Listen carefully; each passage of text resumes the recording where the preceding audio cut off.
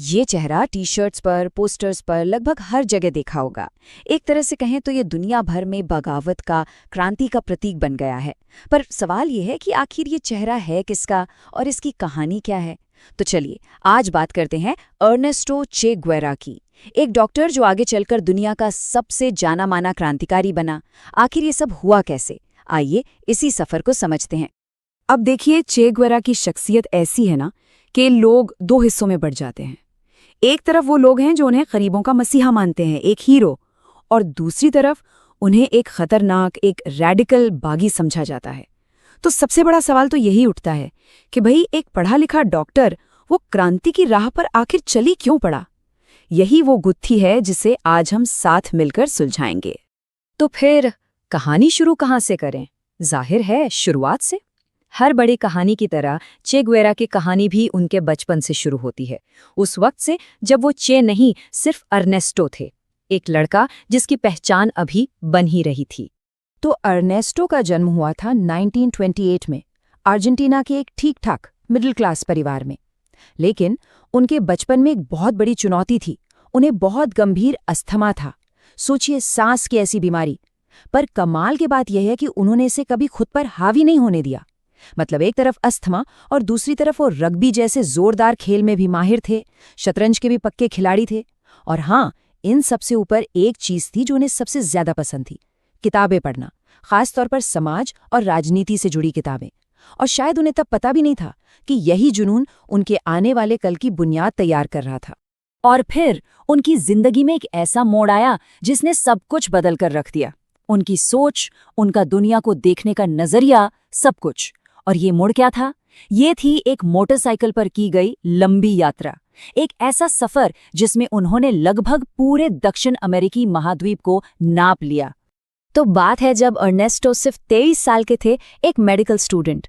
उन्होंने अपने दोस्त एल्बर्टो के साथ एक प्लान बनाया। प्लान था एक पुरानी सी मोटरसाइकिल पर निकल पड़ने का। मकसद अपने महाद्वीप को, दक्षिण अमेरिका को किताबों में नहीं बल्कि अपनी आंखों से देखना। और वो निकल पड़े। ये कोई छोटा मोटा ट्रिप नहीं था, पूरे 9 महीने लगे। अर्जेंटीना से शुरू होकर चिली, पेरू के ऊंचे ऊंचे पहाड़, कोलंबिया के घने जंगल और न जाने क्या क्या देखते हुए वो वेनेजुएला पहुंचे।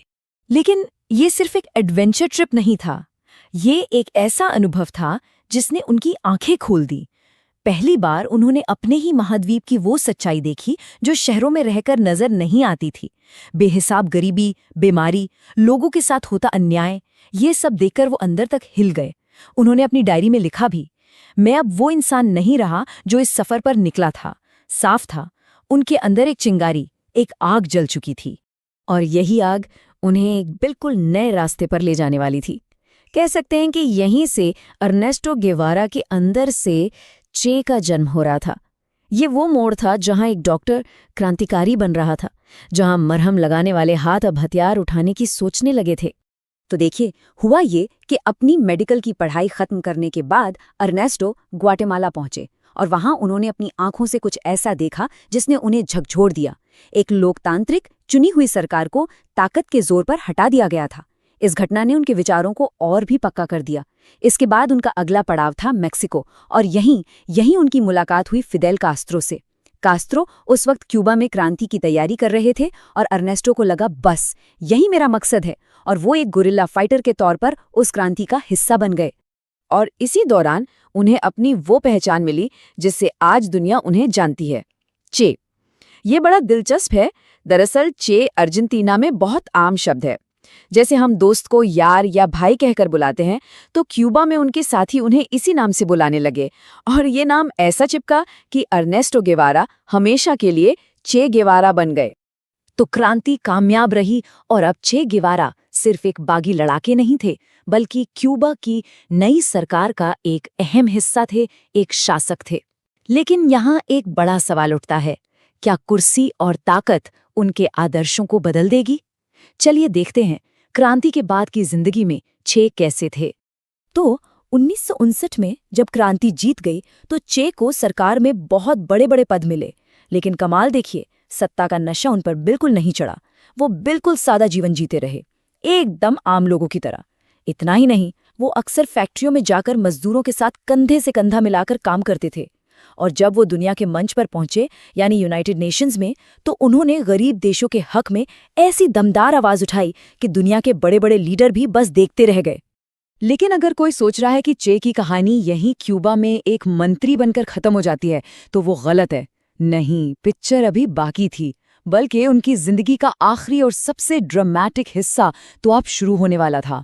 एक ऐसा मिशन जो उन्हें हमेशा हमेशा के लिए एक अमर प्रतीक बनाने वाला था। देखिए, चे का सपना सिर्फ क्यूबा की आज़ादी तक नहीं था। वो एक ऐसी दुनिया चाहते थे जहां कहीं भी, किसी भी देश में कोई किसी का शोषण न कर सके। और अपने इसी बड़े सपने के लिए उन्होंने एक बहुत बड़ा फैसला लिया। उन्होंने क्यूबा में मिला मंत्री का पद, वो ताकत, वो आराम की जिंदगी, सब कुछ छोड़ दिया। और फिर वो निकल पड़े एक नए मिशन पर। 1965 में वो अफ्रीका पहुंचे, कांगो में।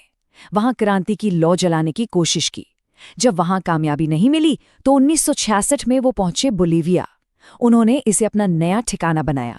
लेकिन शायद किस्मत को कुछ और ही मंजूर था। ये मिशन उनका आखिरी मिशन साबित हुआ। बोलीविया के बेहद मुश्किल हालात में लड़ते हुए 9 अक्टूबर 1967 को उन्हें पकड़ लिया गया और फिर CIA की मदद से बोलीविया की आर्मी ने उन्हें मार डाला। कहा जाता है कि जब उन्हें गोली मारी जाने वाली थी तो उन्होंने सामने खड़े सैनिक से कहा, गोली चलाओ, डरपोक, तुम सिर्फ एक आदमी को मार रहे हो, उसके विचारों को नहीं। सोचिए, मौत के सामने भी उनका यकीन कितना पक्का था। वो जानते थे कि शरीर खत्म हो सकता है, लेकिन विचार जिंदा रहते हैं। और हुआ भी वही, वो बिल्कुल सही साबित हुए। उनकी मौत ने उन्हें एक इंसान से कहीं बड़ा एक विचार बना दिया, एक सिंबल। आज भी दुनिया में कहीं भी जब लोग सत्ता को चुनौती देते हैं, अन्याय के खिलाफ खड़े होते हैं, तो चे गुएरा का चेहरा एक प्रेरणा बनकर सामने आता है। वो एक अमर प्रतीक बन गए।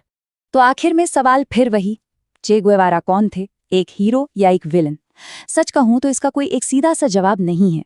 ये शायद इस बात पर निर्भर करता है कि इतिहास की किताब को कौन और किस नजरिए से पढ़ रहा है।